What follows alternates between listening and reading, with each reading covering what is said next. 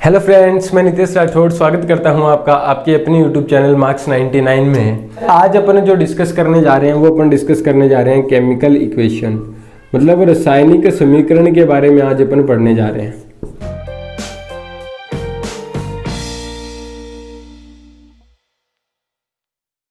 संतुलित करने के लिए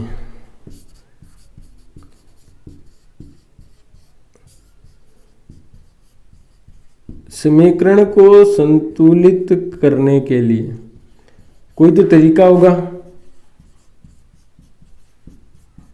इसको समीकरण को संतुलित करने के लिए हम एक तरीका यूज करते हैं, अपन हिट एंड ट्रायल मेथड का यूज करते हैं। अनुमान विधि उसको बोला जाता है के लिए अनुमान विधि। अनुमान विधि का प्रयोग किया जाता है। हमने जो हमारी इक्वेशन है उसको बैलेंस करने के लिए किसका यूज किया? अनुमान विधि का उपयोग किया। मतलब क्या हुआ? Hit and trial method is used to balance an equation. Equation लिखो या फिर केमिकल इक्वेशन लिखो, एक ही बात है। यहाँ पे जो बात हो रही है वो केमिकल इक्वेशन की हो रही है। मतलब रासायनिक समीकरण को संतुलित करने के लिए अनुमान विधि का प्रयोग किया जाता है, हिट एंड ट्रायल मेथड का उपयोग किया जाता है।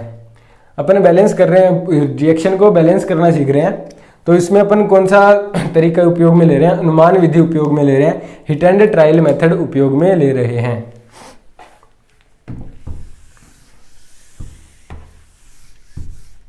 बैलेंस कर रहे हैं अपन किसी भी समीकरण को, अपन क्या कर रहे हैं? इक्वेशन को बैलेंस कर रहे हैं, संतुलित कर रहे हैं। तो हमें क्या करना है? ऑक्सीजन और हाइड्रोजन, एक तो ऑक्सीजन और एक हाइड्रोजन,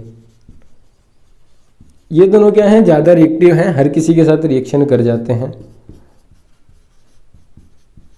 एक तो ऑक्सीजन और एक हाइड्रोजन, ये क्या है? ज्यादा अभिक्रियाशील होते हैं, हर किसी के साथ रिएक्शन कर जाते हैं।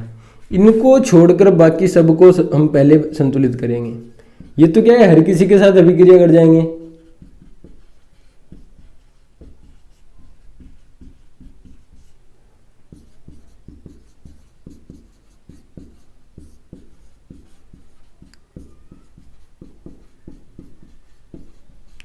ऑक्सीजन और हाइड्रोजन है, मैंने आपको पहले ही बताया था जब मेटल नॉन मेटल पढ़ाया था कि ये बहुत ज़्यादा रिएक्टिव होते हैं, हर किसी के साथ रिएक्शन कर जाते हैं। मोस्टली जितने भी एलिमेंट्स हैं सबके साथ इनकी रिएक्शन हो जाती है।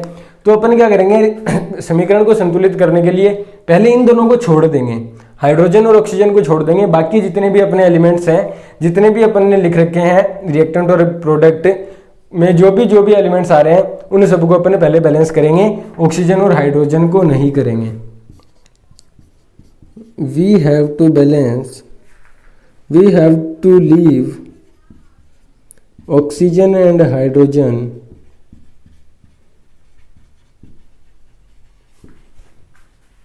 and balance, firstly लिखो, first leave oxygen and hydrogen and balance other elements in equation. मतलब समीकरण में जो ऑक्सीजन और हाइड्रोजन को छोड़ के जितने भी तत्व हैं उन सबको पहले हमें संतुलित करना है, बैलेंस करना है। ऑक्सीजन और हाइड्रोजन को पहले नहीं करना।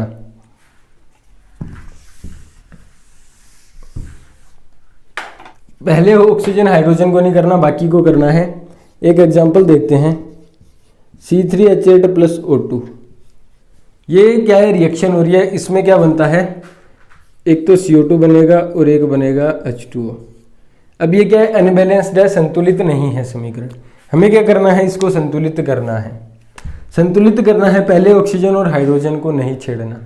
ऑक्सीजन हाइड्रोजन को नहीं छेड़ना, इसको मैंने एज इट इज लिख दिया। अपन बैलेंस कर रहे हैं, पहले अपन कार्बन को बैलेंस कर रहे हैं। ऑक्सीजन और हाइड्रोजन को छोड़ने के बाद क्या आ रहा है? कार्बन हो रहा है, तो मैंने कार्बन को बैलेंस कर दिया। इस साइड क्या थे? 3 कार्बन है, मैंने उस साइड भी 3 कार्बन कर दिए, प्लस H2O लिख दिया। क्या हुआ? कार्बन बैलेंस हो गए। इस साइड भी 3 कार्बन है, उस साइड भी 3 कार्बन है, कार्बन बैलेंस हो गया। अपन ने क्या किया, इस साइड भी 3 कार्बन हो गए, इस साइड भी 3 कार्बन हो गए, अपना कार्बन क्या हो गया, संतुलित हो गया, बैलेंस हो गया।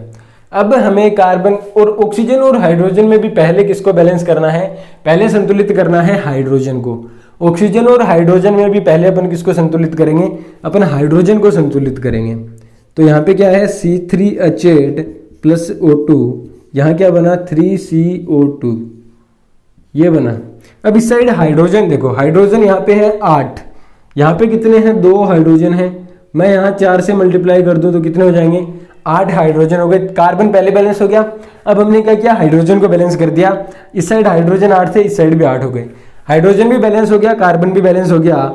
अब जो बचा वो कौन सा बचा, अपना क्या हुआ, हाइड्रोजन बैलेंस हो गया और जो कार्बन था वो भी बैलेंस हो गया।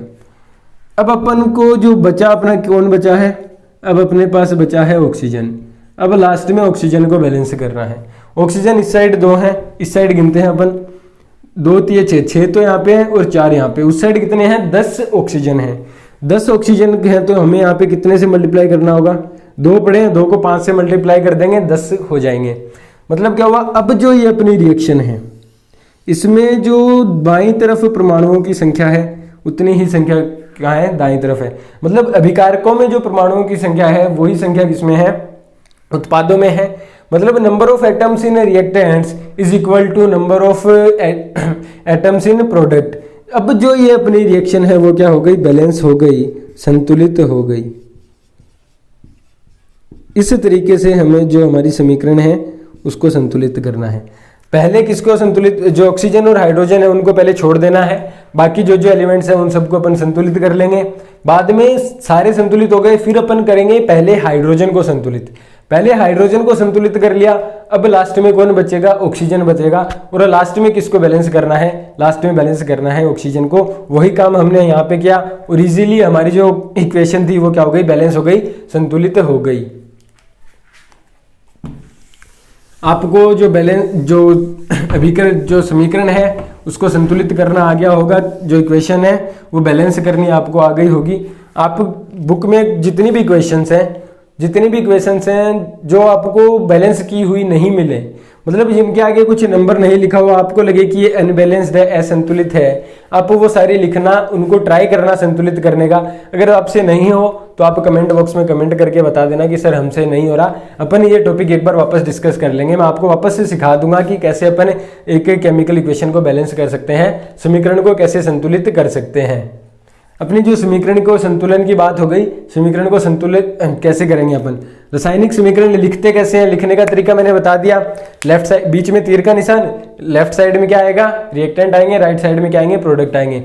बाईं तरफ हमने क्या लिखा, अभिकारक लिखा, दाईं तरफ क्या लिखा, उत्पाद लिखा।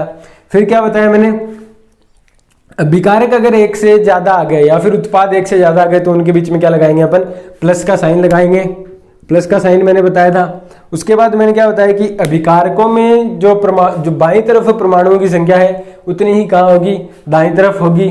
और जो रिएक्शन है वो क्या होनी चाहिए, संतुलित तो होनी चाहिए, बैलेंस्ड होनी चाहिए। उसके बाद सारी रिएक्शन बैलेंस तो नहीं होती, सारी रिएक्शनें क्या नहीं होती, संतुलित नहीं होती, तो हमें उनको संतुलित करना पड़ता है। संतुलित करने के लिए मैंने तुम्हें क्या बताया, पहले क्या करना है, ऑक्सीजन और हाइड्रोजन को साइड में छोड़ देना है। ऑक्सीजन और हाइड्रोजन को छोड़कर बाकी जितने भी एलिमेंट्स हमने रिएक्शन केमिकल इक्वेशन में लिखे हैं, रासायनिक समीकरण में ऑक्सीजन और हाइड्रोजन को छोड़कर जितने भी और तत्व हाइड्रोजन हमने लिखे हैं, पहले उनको संतुलित करना है, उनको बैलेंस करना है। वो सारे बैलेंस हो गए। उसके बाद हम क्या करेंगे, हाइड्रोजन जो एटम है अपना, हाइड्रोजन को बैलेंस करेंगे। हाइड्रोजन का संतुलन हो जाएगा, बाईं तरफ जितने हाइड्रोजन होंगे उतने दाईं तरफ हो जाएंगे, हाइड्रोजन का संतुलन भी हो जाए। उसके बाद लास्ट में हमें संतुलित करना है ऑक्सीजन का।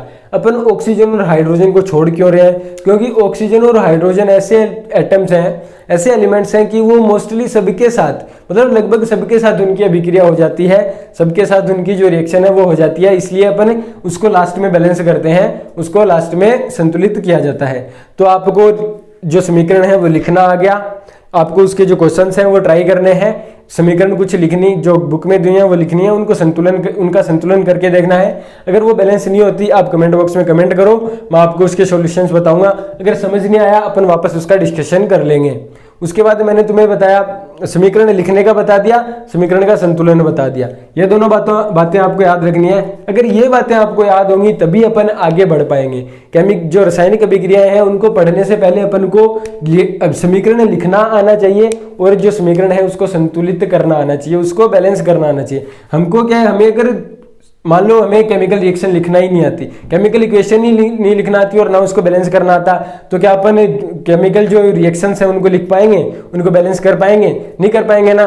तो इसलिए हमको पहले क्या पढ़ना पड़ेगा, जो रासायनिक समीकरण कैसे लिखते हैं और कैसे उसको बैलेंस करते हैं वो पढ़ना पड़ता। वो हमने डिस्कस कर लिया। मान लो कोई समीकरण है C+O2, इससे क्या बन रहा था, CO2 बन रहा था।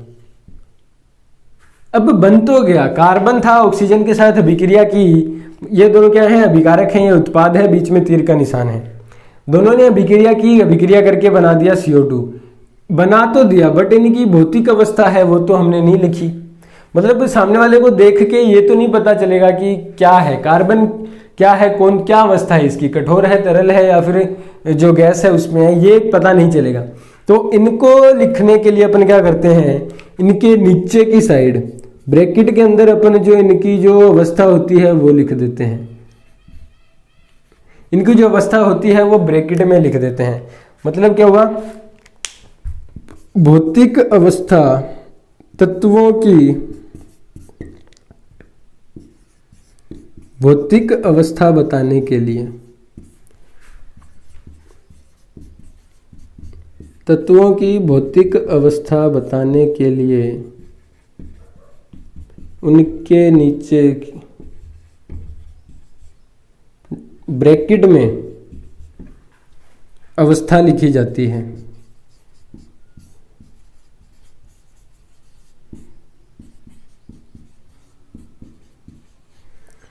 To represent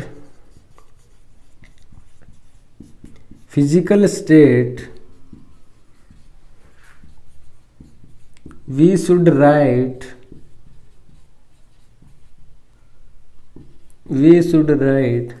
state in a bracket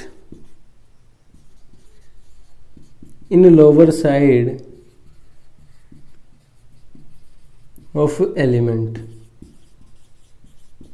मतलब क्या हुआ, उसकी फिजिकल स्टेट को बताने के लिए हम क्या करेंगे, उसकी जो स्टेट है उसको ब्रैकेट में उसके नीचे की तरफ लिख देंगे।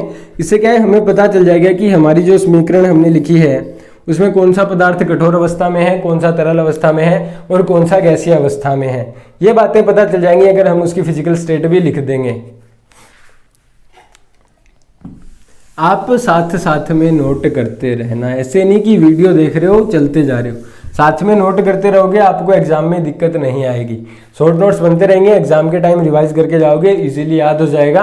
अन्यथा आप नोट नहीं करोगे, मेरे कुछ दिक्कत नहीं है, दिक्कत आपको ही आने वाली है। एग्जाम से पहले पूरी बुक पढ़ोगे, इतना टाइम नहीं होगा आपके पास, तो अच्छा रहेगा अभी साथ में आप नोट्स बना लो। फिजिकल अवस्था के लिए, उसकी जो भौतिक अवस्था है उसके लिए, कठोर के लिए अपन क्या लिख रहे हैं, जो कठोर है, सॉलिड है, उसके लिए हम क्या लिखेंगे, एस लिखेंगे डब्बे में। अगर तरल है, क्या है, लिक्विड है, तो उसके लिए हम क्या लिखेंगे, एल लिखेंगे। अगर गैसीय अवस्था में है, गैस है, क्या है, गैस है, तो हम क्या लिखेंगे, गैस लिखेंगे। और अगर पानी में है, मतलब इन H2O, अगर पानी में है तो हम क्या लिखेंगे, एक्वस लिखेंगे, AQ लिखेंगे। क्या हुआ, अगर तत्व पानी में घुला हुआ है तो क्या लिखेंगे, एक्वस लिखेंगे। गैस अवस्था में G, तरल में L और कठोर अवस्था में S लिखेंगे। ये नोटेशंस भी आपको याद रखने हैं कि कठोर अवस्था को S से लिखा जाता है, तरल को L से, गैस को G से, और पानी में अगर हमारा तत्व है तो उसको हम AQ लिखेंगे, एक्वस लिखेंगे। ये छोटी छोटी बातें हैं, बट समीकरण को लिखने के लिए हमें सारी बातें ध्यान में होनी चाहिए। कैसे उसका संतुलन किया जाता है, क्या क्या बातें ध्यान में रखनी होती हैं, वो सब बातें हमें 1 बाय 1 अपन पढ़ते जा रहे हैं, आप नोट करते जा रहे हो, और अब क्या होगा, इजीली हमें याद हो जाएगा, हमें इक्वेशन को लिखना भी आ जाएगा और उसको बैलेंस करना भी आ जाएगा। अभी तक अपनी क्या हो रही थी, रिएक्शन जो हो रही थी वो, मान लो अपनी A+B ये रिएक्शन करके बना रहा है C। ये रिएक्शन क्या हो रही है, एक ही दिशा में हो रही है। कुछ रिएक्शन ऐसी भी आएंगी कि दोनों दिशा में हो रही होगी रिएक्शन। मतलब A प्लस बी से C बन रहा होगा, C प्लस डी मान लो, और C प्लस डी से A प्लस बी बन रहा होगा। कुछ ऐसी भी अभिक्रियाएं आएंगी। तो क्या होगा, अगर दोनों दिशा में रिएक्शन होगी तो अपन तीर के निशान की जगह एक दूसरा निशान यूज करते हैं, वो मैं आपको बताता हूं। अगर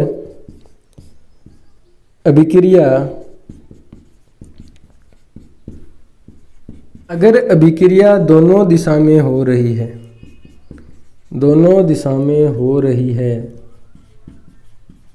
तो तीर की जगह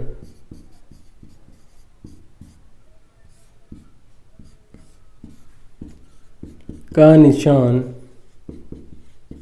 लिखा जाता है। मतलब क्या हुआ, अगर हमारी अभिक्रिया है वो दोनों दिशा में हो रही है तो अपन तीर के निशान की जगह जो निशान लगाएंगे वो लगाएंगे ये वाला निशान। If reaction is proceeding in both direction, in both the directions,